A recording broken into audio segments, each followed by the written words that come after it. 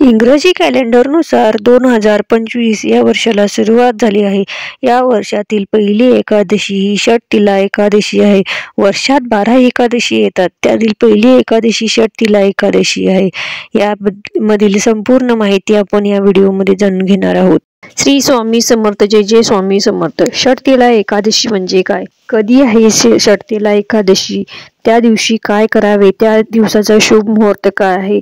त्या दिवसाला तिळाचं महत्त्व अधिक का आहे? व्रत आणि पूजा विधी कशी करायची हे जाणून घेऊया. त्याचबरोबर त्याची कथा देखील आपण जाणून घेऊयात. चला तर व्हिडिओला सुरुवात करूया. पौष महिन्यातील कृष्ण पक्षातील एकादशीला षटतिला एकादशी म्हणतात. या दिवशी भक्तगण शास्त्रात सांगितल्यानुसार तिळाच्या 6 प्रकारे वापर करून भगवान विष्णूंची पूजा करतात. षटतिला म्हणजे 6 तिळ असा याचा अर्थ आहे. म्हणून या एकादशीला षटतिला एकादशी असे नाव दिले आहे. या एकादशीला जे व्रत केले जाते त्या तिळाचे विशेष महत्त्व आहे. चला तर जाणून घेऊया षटतिला एकादशी कधी आहे आणि त्याचबरोबर षटतिला एकादशीला तिळाचे महत्त्व अधिक का आहे. पद्मपुराणात षटतिला एकादशीबद्दल माहिती सांगितलेली आहे.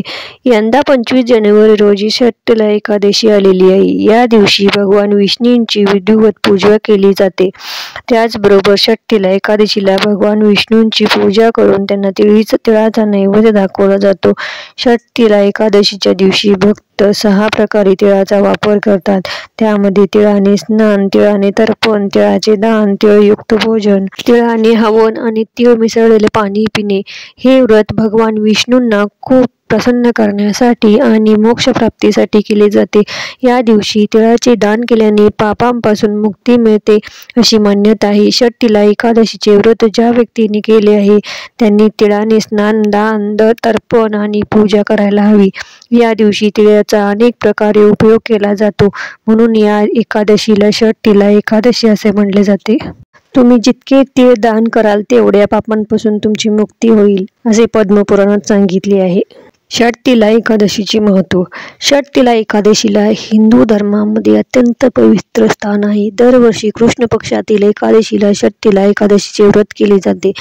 षटतिला एकादशी भगवान विष्णूंच्या प्रिय एकादशीपैकी एक मानली जाते. षटतिला एकादशीच्या व्रताच्या दिवशी भगवान विष्णू आणि माता लक्ष्मी यांची पूजा केली जाते. षटतिला एकादशीच्या दिवशी नियमित व्रत केल्यामुळे तुमच्या मनातल्या सर्व इच्छा पूर्ण होतात. धार्मिक मान्यतेनुसार षटतिला एकादशीला मनापासून उपवास आणि व्रत केल्यामुळे तुमच्या मनातील सर्व मनोकामना पूर्ण होतील. षटतिला एकादशीच्या दिवशी तुळशी पूजेला विशेष महत्त्व दिले जाते. या व्रतामुळे सर्व मनोकामनांची पूर्तता होऊन घरात सुख समृद्धी येते अशी मान्यता आहे. या व्रतामुळे दुःख आणि गरिबी यापासून मुक्ती मिळते असेही म्हटले जाते. तुम्ही षटतिला एकादशीचा व्रत करू शकत नसाल तर फक्त कथा ऐकल्याने यज्ञाच्या समान पुण्य मिळते असे सांगितले जाते.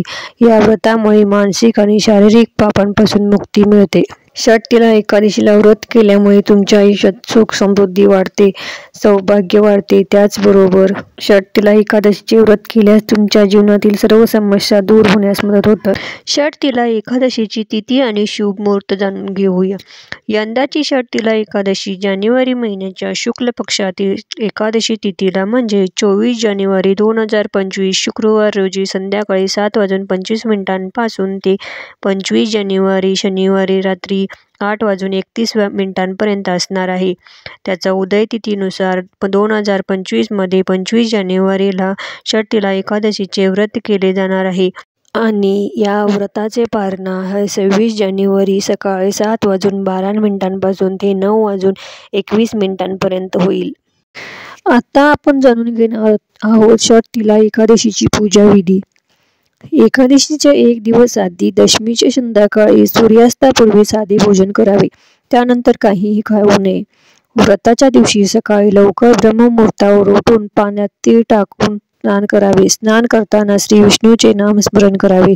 त्यानंतर पिवळ्या रंगाचे वस्त्र परिधान करावे. यानंतर पूजास्थान स्वच्छ करून दिवा लावावा. तुमच्या घरातील मंदिरासमोर बसून भगवान विष्णू आणि माता लक्ष्मीची पूजा करावी. देवासमोर एकादशीचे व्रताचा संकल्प करावा. यानंतर त्यांना चंदन, फुले, अक्षत, रोळी, धूप, नैवेद्य, तुळशी, पंचामृत इत्यादी अर्पण करावे. षटतिला एकादशीच्या व्रताची कथा वाचावी. त्यानंतर आरती करावी. तळ्यापासून बनवलेले वस्तू देवाला अर्पण कराव्यात. शक्य असल्यास उपवास करावे. जर उपवास करणे शक्य नसेल तर आपण एक फळे घेऊन करू शकता. पूजा संपन्न झाल्यानंतर तुळशीजवळ देशी तुपाचा दिवा लावून आरती करावी. तुळशी मातेला 16 शृंगाराच्या वस्तू अर्पण कराव्यात. त्यानंतर तुळशीच्या मंत्राचा जप करावा आणि तुळशीची पूजा करताना या मंत्राचा जप करा. महाप्रसाद जननी सर्व सौभाग्यवर्धिनी आदिव्याधी हरा नित्यं तुलसी त्वं नमोस्तुते. तुलसी श्री महालक्ष्मीर्विद्या विद्या यशस्विनी धर्म्याधर्महनना देवी देवी देव मनप्रिया लभते सुतरां भक्तिमन्ते विष्णुपदं लभेत. तुलसीर्महालक्ष्मी पद्मिनी श्रीहरिप्रिया.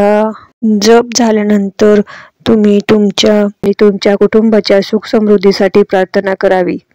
एका वर्षामध्ये 12 एकादशी असतात. सर्व एकादशी व्रत हे श्रेष्ठ व्रतापैकी एक मानले जात असले तरी प्रत्येक एकादशीचे वेगळे महत्त्व शास्त्रात सांगितले आहे. त्याचप्रमाणे शीतला एकादशीच्या व्रताने घरात सुख शांती नांदते. जो हे व्रत करतो त्याला जीवनातल्या सर्व सुखे समृद्धी सर्व प्राप्त होते अशी मान्यता आहे. आता जाणून घेऊया षटतिला एकादशीची पौराणिक व्रतकथा. एकदा नारदाने प्रभू विष्णूंना षटतिला एकादशीच्या कथासंबंधित प्रश्न विचारला. तेव्हा प्रभूंनी षटतिला एकादशीचे महात्म्य सांगितले. भगवंतांनी नारदांना म्हणले की, हे नारद, मी आपल्याला सत्यघटना सांगत आहे. लक्ष देऊन ऐकावे. प्राचीन काळात मृत्यूलोकात एक ब्राह्मणी राहत होती.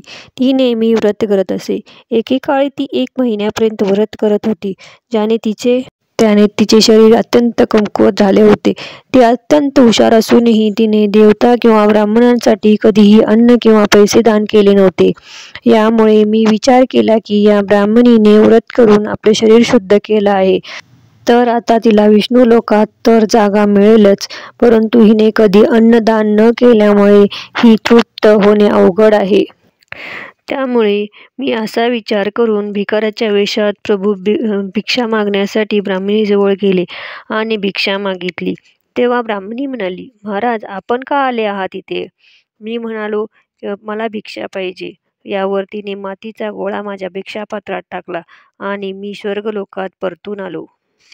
काही काळानंतर ती ब्राह्मणी शरीर त्याग करून स्वर्गात आली.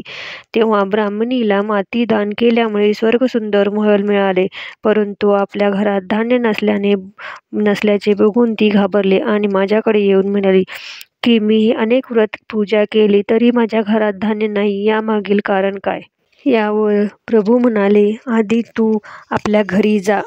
देवस्त्रिया येतील तुला बघायला. आधी त्यांच्याकडून षट एकादशीचे पुण्य आणि विधी जाणून घे आणि मगच दार उघड. माझे वचन ऐकून ती तेथून निघून गेली. जेव्हा देवस्त्रिया आल्या आणि दार उघडण्याचा आग्रह करू लागल्या, तेव्हा ब्राह्मणी म्हणाली, आपण मला बघायला आल्या आहात, तर आधी मला षट एकादशीचे महात्म्य सांगा. त्यापैकी एक देवस्त्रीने तिला षट एकादशीचे महात्म्य सांगितले.